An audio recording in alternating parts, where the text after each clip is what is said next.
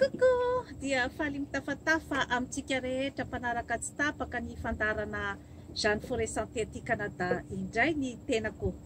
Mahafaly ahy ny mifampizara amintsika rehetra ny zavatra kely mba fantatro nanadiadina sy namakivakiana ny fiainana izay.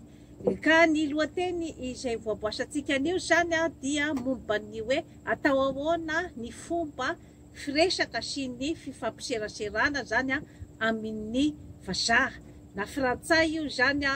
na amerikana io zany na ny anglisy sy ny sisa. Ny matetika moa zany amintsika malagasy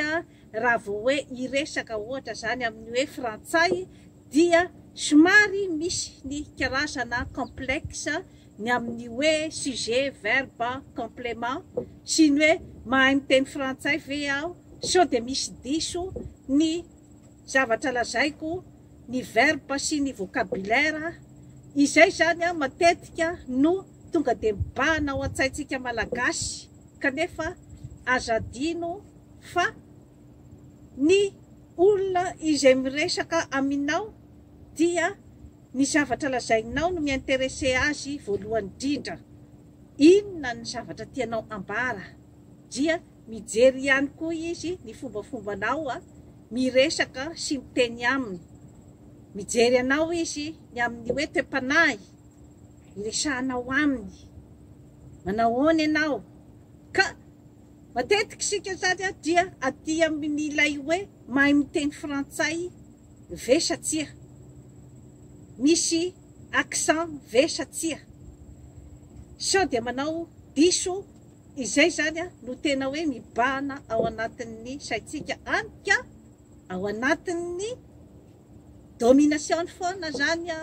ny akabiazantsika malagasy amin'izay fotoana izay ary dia mbola indraindray raha zany isika samy isika rehefa miteny frantsay dia ilay mifanapepo fa diso ny frazy ohatran'izao tokony izao ny fomba ny filazana azy tokony izao ny conjuguena ny verbe kanefa dia zany zavatra rehetrarehetra izany dia mbola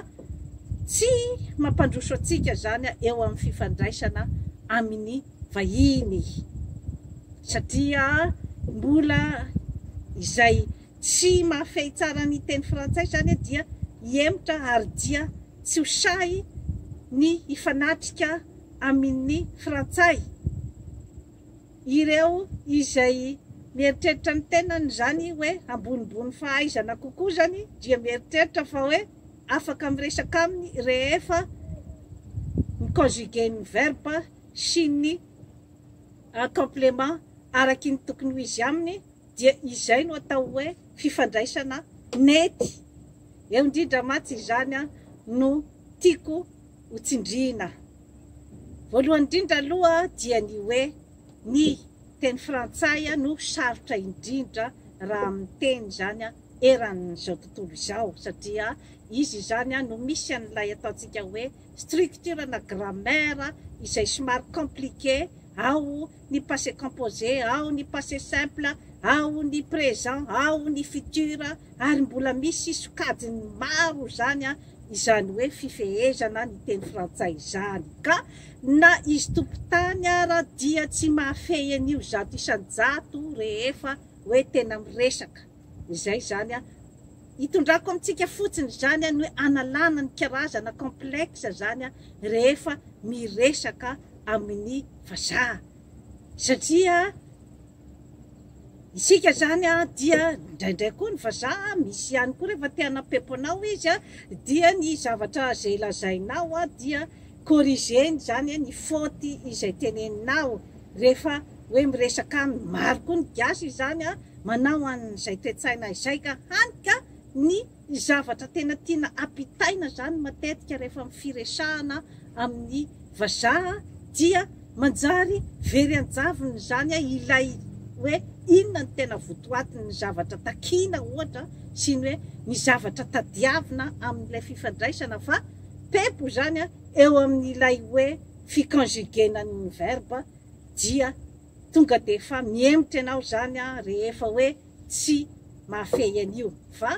ekeko rehefa ny amin'ny hoe manoratra boky ianao dia misy ny atao hoe correcteur, misy izany mba ampirindra tsara ny zavatra izay lazainao ao. Nefa éditeur matanjaka ny teny tamiko hoe na dia misy araozy izy ny correcteur tsy maintsy misy foana ny faute eny antsefatsefany eny, fa tsy misy izany ny tena hoe tonga lafatra. Dikan'izay zavatra rehetrarehetra izay tsy ny tenako akory no mandrisika anao ny amin'ny hoe tsy hikajy tsara ny teny frantsay, fa eo amin'ny fifandraisana andavanandro zany rehefa miresaka aminao ny vazaha dia inona ny zavatra tianao tenenina, ahoana ny personnaliténao miteny an'iny zavatra iny sy ny hoe enao ve olona azo pepona, mora pepona ve ianao rehefa mifandray aminy. Izay no zavatra jereny voalohany indrindra zany rehefa miresaka aminy. Ka ny zava-dehibe fotsiny zany teneniko anao dia ny hoe rehefa miresaka amin'ny vazaha vahiny na iza dia esory ny complexe. Zay aloha zany zava-dehibe zay. Tsy tokony mihitsy ianao zany manana complexe satria tsy fiteninao iny, tsy fitenin-drazanao. Izany hoe manana droit ianao zany ny anao erreur amin'ny zay zavatra lazainao. Fa hafa kosa ny any amin'ny fanadinana. Raha ohatra ka hoe fanadinana teny frantsay no anadinana anao rédaction, dia amin'izay fotoana izay ianao dia tsy manana droit amin'ny faute. Zava-dehibe izay zavatra ampitaiko amin'izay resaka izay. Ary maharo amintsika malagasy zany ny hoe rehefa hiresaka amin'ny vahiny dia izay hoe matahotra ny anao faute, matahotra ny ho ridicule, matahotra tsy voalaza tsara zany ny zavatra tena tiana ho lazaina sy ny zavatra tena tiana ho takiana. Ka misy fiantraikany zany zavatra rehetrarehetra izany zany na eo amin'ny fiainam-pirenena, satria rehefa ianao izany efa matololo eo amin'ny fifandraisana, eo amin'ny fitenenana, dia hoaiza moa ianao zany eo amin'ny fandresen-dahatra. Tsetsatsetsatsyaritra no alefako eto, trafikenao me mahery ambava homana ampomy eritreritra, dia mbola ao ambany domination ianao. Raha hoe eo amin'ny resaka firesahana izy anga mahafehy zato isan-jato ny teny gasy, ary izany zavatra rehetrarehetra izany dia ilazako aminao fotsiny hoe misy koa ny hoe karazana hoe tsindrialoka zany amin'ny zavatra ohatran'izany. Satria raha miresaka ianao zao ohatra hoe amina millionnaire sy milliardaire ohatra zao italiana, iteny frantsay aminao, tsy ponina ohatry ny akotry ny adisoana ny faute de français ataon'ireny olona ireny. Nefa isa moa zany no say andeha corriger ny olona io zany ny amin'ny phrase rehetra izay teneniny. Milliardaire izy, olona manana maha izy azy imehezany ianao raha hitsipona ny karazana faute ao aminy, fa ny olona sainao no sainao tevatevaina amin'ny resaka faute de français sy ny sisa sy ny sisa. Ka eo zany no tiako anairana atsika malagasy ny amin'ny hoe aza mora pepoina amina zavatra superficiel, amina zavatra izay hoe tsy misy tombontsoanao manokana zany ny amin'ny hoe inona no tsy maintsy zany ahaizanao ny conjugaison sy ny anina rehetrarehetra hiresaka aminy ny zavatra manahirana anao sy ny zavatra izay tadiavinao amin'ny resaka relation. Ny fifandraisana amin'ny vahiny dia misy karazany maro. Raha ohatra ianao zany ka hoe te ahazo ngamba ny atao hoe avaram-patana, misy karazany maro io. Ao ny piso lelaka, izany hoe de zay zavatra rehetra sady hoe tenenina tenenina io vazaha io dia akasitrahana daholo, de brosina ny kirarony, de ahitsika ny namana. Zany matsy ny zava-misy izany rehefa amin'ny hoe ny ataontsika zany hoe ny mainty samy mainty hoditra ohatra zao no miara-miasa ohatra amina toerana anankiray dia tsy maintsy asiany olona iray izay hoe mitatitra ny zavatra rehetra izay ataony mainty ao. Marina zany, zava-misy izany dia majakazaka dia majakazaka zany ilay mainty hoditra rehefa omeny an'izay karazana privilège izay. Zay ny tableau hita eran'io aza misy madany zany, marina zany. Soa ianao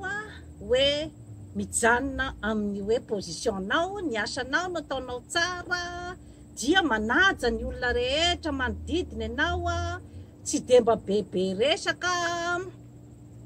Izay zany position faharoa zay rehefa mifiarahana amin'ny zareo amin'iny ianao aloha dia ajaina ianao rehefa manao tsara ny asanao rehefa hoe ilainy ianao zany, fa eo zany ianao aloha tsy de tena mahazo avaram-patana loatra ianao zany amin'izay position faharoa zay. Ny position fahatelo indray zany de ny hoe manaja tanteraka ny marina, satria izay hoe marina izay araky ny teny Ramatoa Oprah Winfrey hoe sarotra ozy izy ny miady amin'ny marina. Ny arma goavana indrindra ozy izy izay entina miady ozy izy dia ny fahamarinana, ka io zany no tena zavatra sarotra amin'ny zareo zany ny miady aminao rehefa mitazona ny marina zay ianao. Izany hoe dinihanao tsara mihitsy ny fombafomban'izy rehetra rehefa mifandray aminy ianao, dinihanao tsara ny fomba fisainany, ny fomba fietsiny, ny fomba fiteniny sy ny hoe inona ny kolotsainy. Jerevanao tsara zay rehefa mifanerasera aminy ianao, dia rehefa miresaka dia jerevana tsara mihitsy ny hoe valiteny marina. Izay ianao vao ahazo ny fanajana avy any aminy. Zany hoe amin'ny voalohany aloha ianao zany mety ho alakalany ianao rehefa tsy misolelaka. Zay aloha zany zavatra anankiray mety ataony any an-jorobaly ianao, nefa amin'izay fotoana zay izy mandinika foana anao izy, ka rehefa misy zany ary izy manana n'izay toe-tsaina izay zany ny vazaha hoe manam-pempo anao izy aloha zany, manam-pempo anao rehefa miteny mandefandefa karazana hoe ironie, mandefandefa izy karazana ohatrany hoe reny teny akamatatra reny zany argot sy ny sisa dia ianao no mahafantatra an'izay. Fa rehefa kosa zany hoe ainao tsara ny mamaly azy ao anatin'ny fahamarinana, tsy misy zavatra kianiny mihitsy zany ilay valiteny ataonao, eo izy zany no manomboka manaja anao.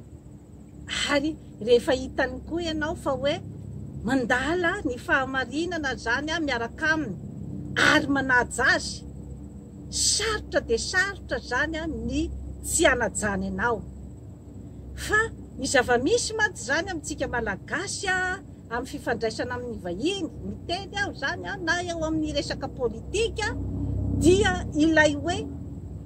eritreretinao fa tsy misy zavatra fantany zany mombanao, tandremo eo zany mahavoafitaka atsika ny anakavy, satria ireo olona ireo dia mandinika fatratra ny mombanao rehetra sy ny fombafomba rehetra amin'ny taninao, hafahany zany hoe misikotra ny zavatra tiany hosokirina sy hafahany mandefa ny karazana domination aminao. Ka tsika zany indraindray mieritreritra tsy zavatra fantatry io vazaha io, fa lazaiko anao anefa na ity resaka YouTube amin'ny teny gasy ataoko eto ity misy mpandikana io, misy mpandika io amin'ny teny vazaha. Zany zavatra rehetrarehetra izany dia hoentiko fotsiny hiteny amintsika io hoe rehefa mandala an'izay hoe fahamarinana zay, verité universel ianao ary tsy miolakolaka rehefa hoe miaraka aminy sy rehefa hoe maneho hevitra sy ny hoe laza aminy zany hoe inona marina ny zavatra tena tianao agatahana sy ny hoe tianao atongavana rehefa ianao zany mahay mandahatra tsara an'izay zavatra rehetra izay dia mety ny fifandraisana amin'ireo karazan'olona ireo fa rehefa ianao no nanomboka hoe miolakolaka ianao ohatra hoe ny mpitondra mantsy izany ny tiako tenenina amin'izany zavatra rehetra izany rehefa fantany fa ny vola rehetra omenanao ane ka ataonao any anaty paosy hamelomanao ny vady aman-janakao ataonao tahiry any abadibadika any amin'ny banky ivelany any fantany daholo ireny zavatra rehetra ireny de efa manomboka ianao zany tsy toteny itsony eo anatrehany amin'ny fomba hoana moa zany no ahafahanao zany hoe hiaro tena rehefa misy zany ny karazana zany hoe ataky avy any aminy izay no mahatonga zany an'ilay cercle vicieux ny amin'ny hoe apetrany ny olona toy izao ho président de la république dia esoriny ihany koa avy amin'ny zavatra tsy nety izay natao dia manomana olona hafa koa izy apetraka eo dia ny fiainan'ny vahoaka no mikorosofahana ka eo amin'ny hoe mampikorosofahana ny fiainan'ny vahoaka aoka tsy atolakitsika amin'ny firenena mandroso izay zafatry fa resaka entre atsika io nandalo ny papa François tany Madagasikara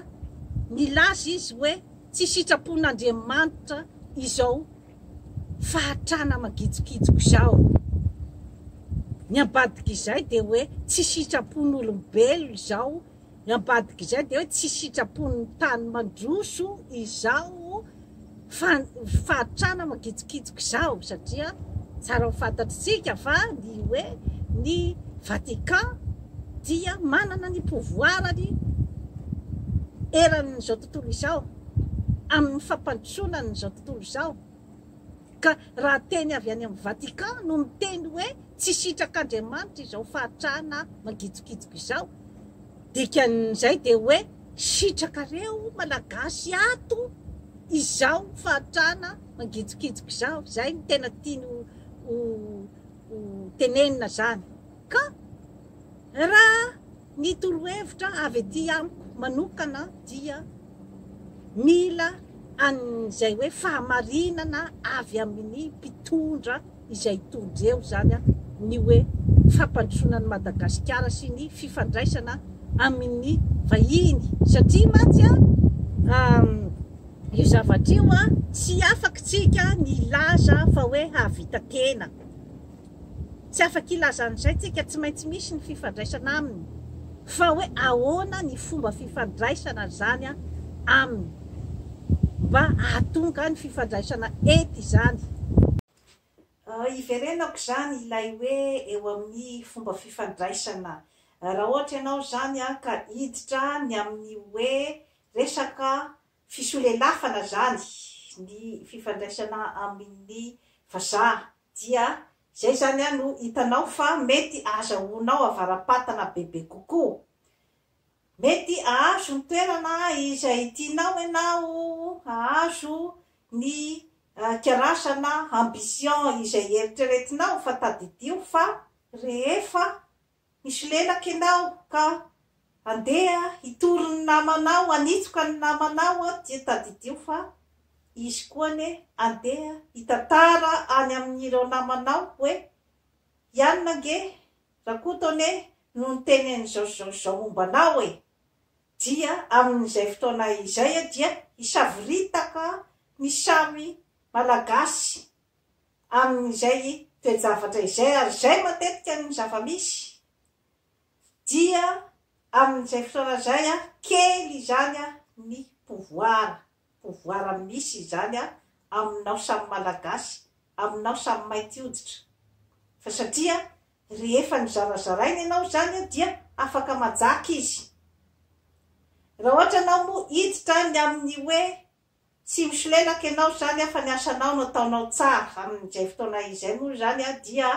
hoe apetrany amin'ny toeram-boninahitra tokony hisy ianao zany tsy misy zavatra firy omeny anao, tsy misy privilège, tsy misy tombotsoa manokana fa dia ny asanao fotsiny zany no ataonao tsara dia ny vokatra azonao amin'izay zany azony amin'izay zany no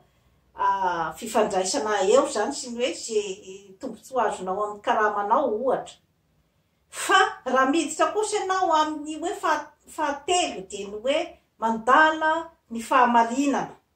izany hoe rehefa misy fanerasera aminy zany dia mijery amin'izay hoe fahamarinana izay, sarotra zay ka izay no matoka ny ankabeazan'ny olona zany hoe tsy mirona makany zany fa moramora kokoa ato amin'ny fisolelafana, kanefa dia raha vao miditra amin'izay ianao dia mbola ao ambaniny domination any foana amin'ny zavatra rehetra izay atao.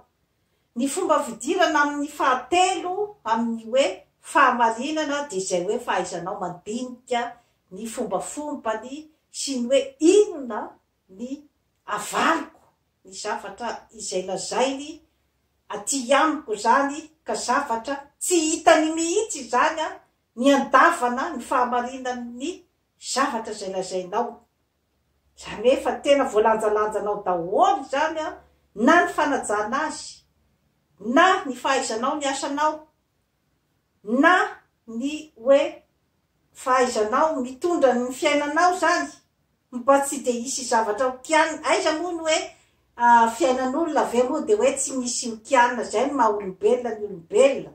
fa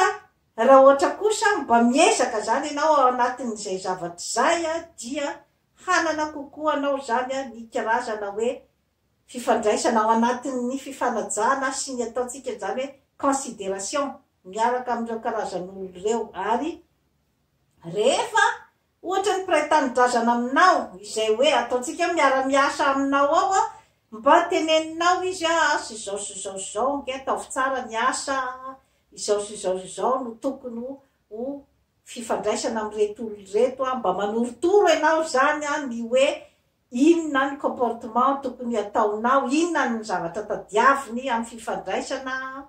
Rehefa mba misy hoe faute ataon'ny namanao ny mpiray tanindrazana aminao dia mba mibitsika aminy hoe tandremo ny zavatra ohatraohatran'izao fa satria mety animbanao, mety andetika anao. Ka raha ohatra moa miaino ny mpiray tanindrazana aminao dia anazy zay. Raha ohatra tsy miaino izy efa niteny ianao hoe tandremo ny zavatra ohatraohatran'izao, zany hoe mba ianao nahazo toerana zany, nahazo an'ilay karazana hoe privilège zany mba mieduke ny olona manodidina anao andeha ny amin'ny hoe tsaratsara kokoa zany na eo amin'ny fifandraisana, na eo amin'ny fanatsarana ny asa, na eo amin'ny fanatsarana ny fiainany. Fa ny zava-misy matsy zany dia matetika rehefa nahazo plasy tsaratsara zany ny malagasy na ny mainty hoditra iray dia ny andeha ikaravasy ny mpiray tanindrazana aminy no mahamaika azy, kanefa izay zavatra zay dia miservira ny vazaha amin'ny fotoana izay tiavany azy fotsiny, fa izy koa tsy atoky anao amin'izay comportementanao zay. Ka rehefa tonga koa ny fotoana izay hoe tsy ilany ianao tsony dia soloany olona hafa indray ianao, satria misy ihany koa ny tsy faly aminao, ny namanao izay nahitsokitsokao teo dia andeha isolo ny toeranao. Fa raha ohatra namboarinao tsara ny fifandraisana tamin'ireo mpiray tanindrazana aminao, tamin'ireo namanao nandritry na teo amin'ny toerana mampisy privilège ianao dia ireo ihany no andeha hiaro anao rehefa misy izany ny hoe karazana atsonjay ataon'ny vazaha aminao. Izay zany mba tsetsatsetsatsiaritra kely ataontsika hoe zany hoe sopapa kely avy ety amiko zany rany amin'ny fifandraisana amin'ireo karazan'olona ireo satria araky ny tenin-dramatoa Oprah Winfrey tsy mbola manana ny formule magique aho izy ialana amin'ny rasisma sy ny fanavakavaham-bolokoditra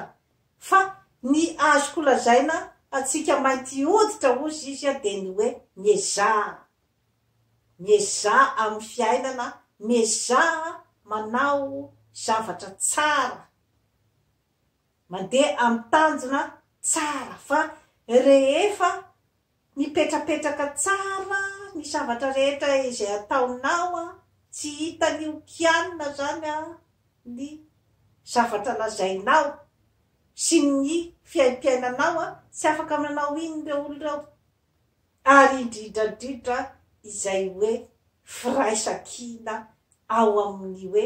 samy malagasy, samy mainty hoditra, mbola somary lavidavitra matsy io zany amin'ny